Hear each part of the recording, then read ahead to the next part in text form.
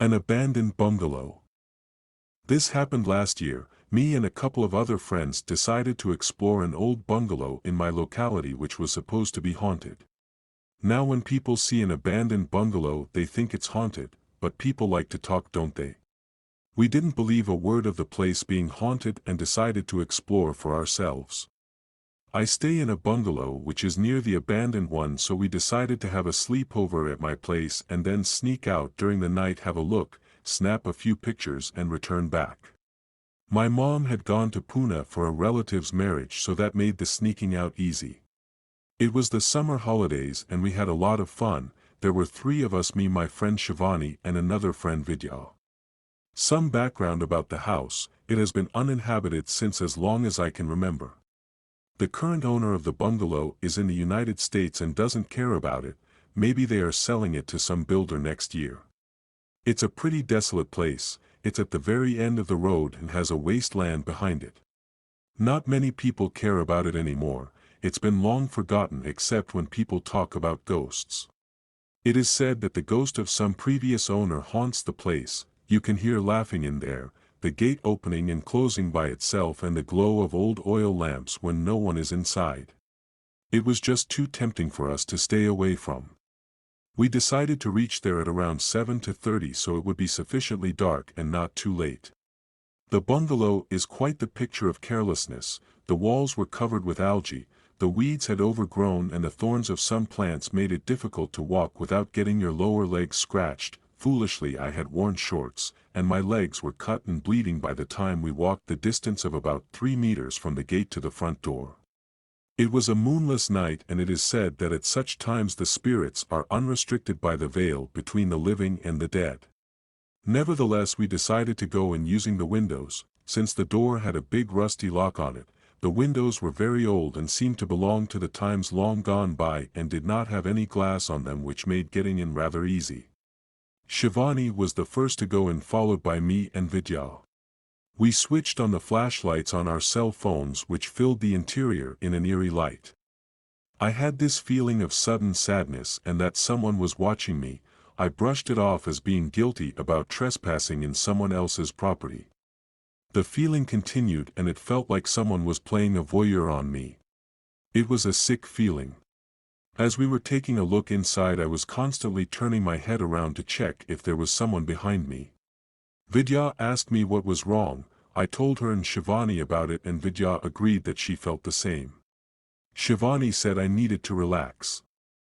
The interior of the bungalow was plain and unfurnished, with a big hall, living room. A flight of stairs in one corner of the hall led up to the first floor. There was the kitchen just beside the hall and a bedroom or storeroom to the left of the kitchen. We decided to go to the first floor and see if we could find ourselves any ghosts. Vidya complained that she was not feeling all right and would stay downstairs. Shivani and I started going upstairs, and I was overcome by a feeling of sudden and utter terror. I couldn't breathe and I wanted to flee the place. My eyes started watering, my head hurt. A short scream escaped my throat and Shivani looked at me from where she was standing at the top stair. She asked if I was okay and I just nodded my head and said that it was my dust allergy acting up. I slowly got to the upper floor, and we decided to check the rooms ahead. There were 3 bedrooms up ahead and a door which led to the terrace. We decided to check the first room. As we were about to open the door and peek in, we heard someone coming up the stairs. Thinking it was Vidya, I went to take a look to find that the stairs were deserted. Strangely, the sound continued, but I couldn't see anyone. It was like the sound made when you walk around in flip-flops. Vidya was wearing heels, so she definitely wasn't playing tricks on us. I stood there glued and frozen like a statue, listening to the sound of walking approaching closer to me. I screamed for Shivani, who came out running from the room she was looking in, and she heard the sound too. Her face showed the terror she felt and she gripped my hand and we rushed downstairs. I felt an icy breath of air pass me. I was too frightened to care. We saw Vidya sitting peacefully downstairs on the floor as if in a trance, and she seemed to be meditating. We were scared as hell. We rushed downstairs and shook her. She was startled and asked us why was she sitting down.